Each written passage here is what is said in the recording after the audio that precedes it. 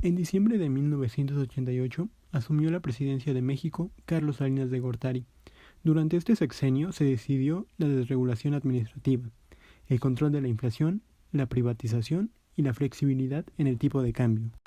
Carlos Salinas de Gortari buscaría revertir los efectos adversos generados por las crisis de periodos anteriores, como lo fue la crisis en 1976, causada por el agotamiento del modelo de sustitución de importaciones, y la crisis de la deuda de 1982, ocasionada por la caída de los precios del petróleo. Con la crisis de la deuda, el gobierno mexicano tuvo que recurrir al Fondo Monetario Internacional para intentar solventar sus problemas de deuda externa. A cambio de la ayuda que brindaría el Fondo Monetario Internacional, dicha institución condicionó al gobierno mexicano a virar su política económica hacia una mayor apertura económica y hacer reducir el papel del Estado en la economía, características que irían encaminadas hacia la dinámica del neoliberalismo. De tal modo, las principales medidas para resolver los problemas económicos, políticos y sociales que aquejaban al país serían liberalizar la economía, ello mediante la firma de tratados internacionales, principalmente el TLCAN, que entraría en vigor el 1 de enero de 1994. A su vez, para atraer a los inversionistas extranjeros, el gobierno adoptó, entre otras medidas, una mayor apertura, una mayor liberalización y la privatización de diversas paraestatales, al grado de que para 1994 90% de las empresas en México eran privadas. Esta apertura comercial, acompañada de un ambiente político inestable y una política cambiaria inexacta, provocaron severos problemas dentro del país y descontento entre la población. En este video veremos las causas políticas, económicas y sociales que llevaron a la crisis financiera de México en 1994, el llamado efecto tequila. Además, haremos notar cuáles fueron las medidas que se tomaron para intentar salir de la crisis y así lograr entender cuáles fueron los aciertos o errores cometidos por el gobierno mexicano y su política exterior. México presentaba una fase de expansión económica a mediados de 1994. Esto traía consigo una cuenta corriente deficitaria, problema que caracterizó a la economía mexicana durante el sexenio. Aunado al problema de déficit en cuenta corriente, el levantamiento armado del Ejército Zapatista de Liberación Nacional y la incertidumbre que generó entre los inversionistas provocó la salida de capitales del mercado. Tan solo en la administración de Salinas entraron 100,000 millones de dólares de inversión, de los cuales el 70.2% era en cartera, mostrando la fragilidad mexicana frente al exterior. Esto se agudizó tras el asesinato de Luis Donaldo Colosio, el 23 de marzo de 1994, momento en cual la credibilidad política del país aumentaría aún más la desconfianza de inversiones hacia el país. En respuesta, se aumentarían las tasas de interés, esperando que el rendimiento fuese atractivo. Sin embargo, con la expectativa de riesgo cambiario, esto no logró revertir el problema. Por lo tanto, se pusieron en circulación más tesobonos, los cuales aún tenían cierta aceptación entre los inversionistas.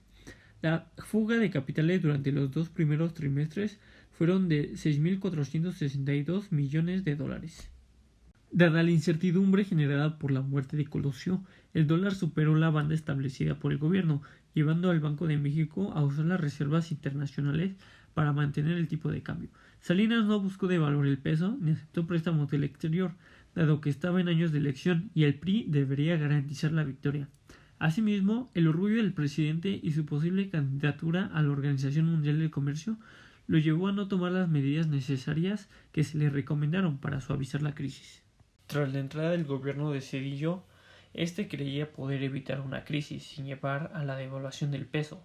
No obstante, siendo incoherentes con lo que comunicaban, el 19 de diciembre de 1994, el Estado mexicano decidió realizar adecuaciones al tipo de cambio, pasando de un valor de 3.5 pesos a 4 por dólar. Para infortunio del gobierno mexicano, esto creó amplia especulación en la Bolsa Mexicana de Valores, teniendo pérdidas de 2.500 millones de dólares. De la mano de las reservas internacionales pasaron de ser 17.000 millones de dólares a tan solo 6.000 millones. El 21 de diciembre se anunció que el gobierno dejaría de controlar el tipo de cambio, llevando así a su libre explotación. La incertidumbre creada en el sistema financiero mexicano rápidamente se extendió por las economías emergentes. llevando a que el presidente Bill Clinton justificara su bondadosa ayuda hacia la economía mexicana, porque, según él, miles de trabajadores estadounidenses podrían estar en peligro. Así, el 31 de enero de 1995 se llegó a un acuerdo en el cual el gobierno estadounidense y el Fondo Monetario Internacional prestaron el monto de $17.800 millones a México. De igual manera, México solicitó un préstamo por $2.000 millones a los bancos de Tokio, Industrial Japonés, Sumitomo y Fuji, y el Banco Mundial prestó $2.000 millones. Asimismo, algunos países del G7, Argentina, Brasil y Canadá, también decidieron ayudar. Tales aportaciones llevaron al país a tener que cumplir una mayor cantidad de obligaciones. Con la consumación de las negociaciones con países e instituciones internacionales, comenzaría la reconstrucción y recuperación de la confianza que había perdido México con los agentes internacionales, pues ahora ya existía un aval que lo respaldaba, y era Estados Unidos. En conclusión, el gobierno mexicano, durante el periodo de crisis, falló en no atender a las recomendaciones que proponían algunos agentes internacionales, teniendo en mente que las decisiones para llevar a la senda de estabilización de la economía se realizaban de manera unilateral cuando claramente ello no es así. Además, la política exterior poco definida, la falta de comunicación por parte del gobierno con los inversionistas internacionales y el tambaleante ambiente político que se vivía agravaron aún más la crisis. Esta crisis es un ejemplo claro de que la cooperación y la comunicación, por limitadas que éstas sean, siempre son mejores que la ausencia de estas, y que la situación pudo manejarse completamente de otra manera. El mal tratamiento de la crisis creó una desconfianza con los inversionistas del exterior, pero aún mayor, hizo que el pueblo mexicano perdiera la confianza que le tenían al partido en el poder, lo que llevó a que después de 70 años de gobierno por parte del PRI, perdiera las elecciones del año 2000.